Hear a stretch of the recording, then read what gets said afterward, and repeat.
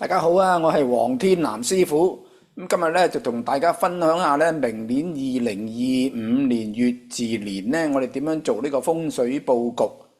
咁乙巳年咧就係由2025年嘅2月3日晚上10點10分開始嘅啊。喺嗰段時間咧就開始立春。咁即係立春之後咧就進入咗呢個蛇年啊。立春之前咧仍然係龍年嘅。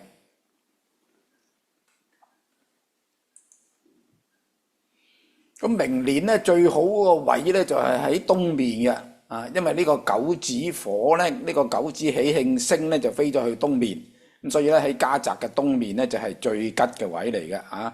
因為我哋而家進入咗呢個九運，所以九星咧就係最吉嘅當運星。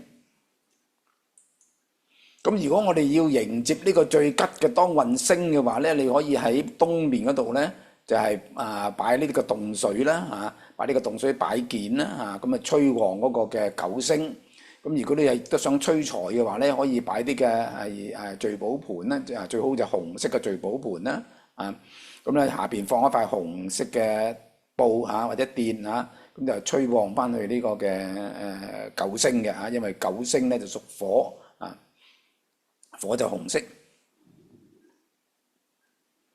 咁另外呢個九星咧，亦都係個喜慶星。咁如果朋友想催旺嗰個姻緣嘅話咧，咁亦都可以喺個東面嗰度咧就擺呢個紅紋石嘅七星陣，或者擺一啲嘅粉晶亦都可以擺七星陣啦，亦都可以擺啲瑪瑙。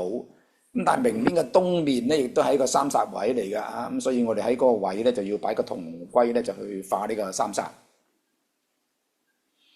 咁跟住第二個吉星咧就係一白嘅貪狼星。咁呢個一白星咧就係主呢個偏財同埋呢個人際桃花嘅。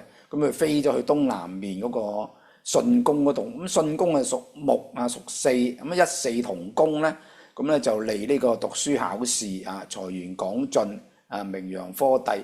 咁所以呢個明年嘅東南位咧喺個對讀書係一個非常之吉嘅位嚟嘅嚇。咁如果所以屋企有小朋友係要考試嘅話咧，咁就要催旺呢個嘅東南方呢個位啦。咁如果我哋話想催旺嗰個偏財或者係催旺嗰個姻緣嘅話咧，咁亦都可以喺呢個東南位嗰度咧就擺啲嘅係紫晶啦或者擺呢個嘅粉晶啦，或者擺呢個紫晶洞啦。咁如果想催旺讀書嘅話咧，就擺呢個文昌筆4支嘅毛筆啦或者4支富貴竹咧。咁可以擺啲嘅木做嘅文昌塔，或者係綠色嘅文昌塔，因為東南位咧就屬木嘅嚇。咁但係東南位咧，亦都喺明年嚟講咧，佢係屬於個太歲位嚟嘅嚇。咁太歲頭上不可動土，咁所以咧我哋盡量就唔好喺東南位嗰度咧，明年就係做裝修啦。咁我哋講完嗰兩個吉星，即係九星喺東面嘅九星，同埋東南面嘅一星之後咧，咁我哋就講翻兩個比較差嘅星。咁最差嗰個星咧就係五黃星，五黃屬於災難星，就飛咗去東北邊。咁傳統嚟講咧，我哋點樣化五黃咧？我哋就用6個銅錢呢個銅片，同埋呢個一對嘅麒麟嚇。咁但係如果你覺得擺呢啲嘢喺嗰度咧，就覺得太迷信就唔係好想擺，咁咧你亦都可以用一啲嘅金色嘅物件，或者擺塊金色嘅布喺度化五黃嘅因為五黃屬土，咁我哋用金咧就可以攝咗個五黃去。咁但係五黃咧就只可以攝，就唔可以刻嘅嚇。咁所以喺五黃位嗰度咧，即係喺東北邊嗰度咧，我哋就唔可以擺啲嘅鐵樹喺度咁就唔可以刻嗰個五黃。咁亦都唔好擺啲紅色嘅嘢咧，就催旺嗰個五黃嘅。咁最好咧，亦都唔好有啲嘅摩打啦有呢個金魚缸或者點樣亦都唔好喺度裝修啦甚至咧就盡量少喺嗰度坐啦。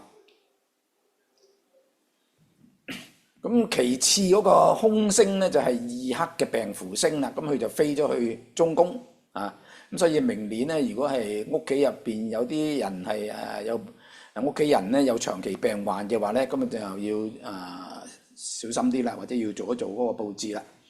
咁咧傳統嚟講咧，我哋就係點樣化嗰個二黑病符星咧？我哋用銅爐啦，用8個銅錢咧、銅片咧咁亦都同樣地咧，我哋可以用啲金色嘅布或者物件咧，可以擺喺嗰度咧，就化咗個二黑五黃去或者個二黑病符星去嘅咁同樣就唔可以喺嗰度裝修嘅。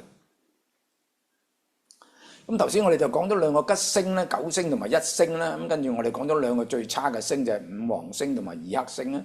咁跟住我哋就其次嗰啲咧，就係一啲嘅普通嘅一啲嘅星啦。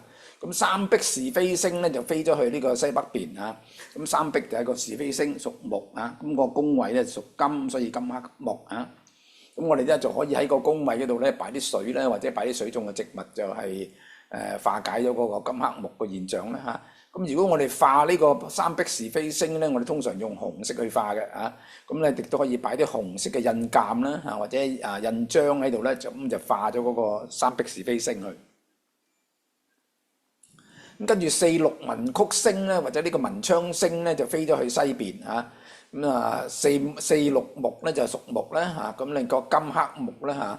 咁亦都係代表呢個學業同埋藝術嘅嚇。咁如果想催旺呢一個嘅文昌星嘅話咧，亦都喺西邊嗰度咧擺四支毛筆啦，或者四支富貴竹咧，或者擺啲嘅銅做嘅一啲嘅文昌塔咧嚇。因為嗰度係一個金克木嘅情況咧，所以我哋亦都可以擺啲嘅水種植物喺度。